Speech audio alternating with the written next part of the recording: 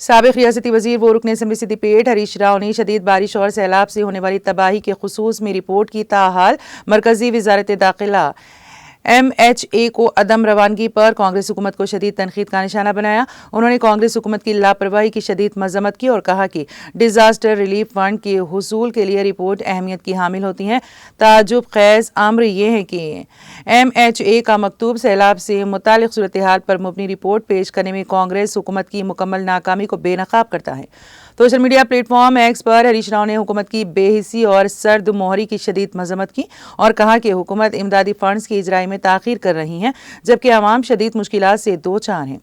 कांग्रेस हुकूमत तेलंगाना अवाम की परेशानी पर चश्म पोशी का मुजाहरा कर रही है। ये ना सिर्फ नाअहली ही है बल्कि ये अवाम के एतमाद के साथ धोखा और ख़यानत है। हरीश राव ने पुरजोर अंदाज में कहा कि फिलपूर इस्लाही इक़दामात रुबामल लाए जाएं और इमदादी सरगर्मियों में सिरत पैदा की जाए।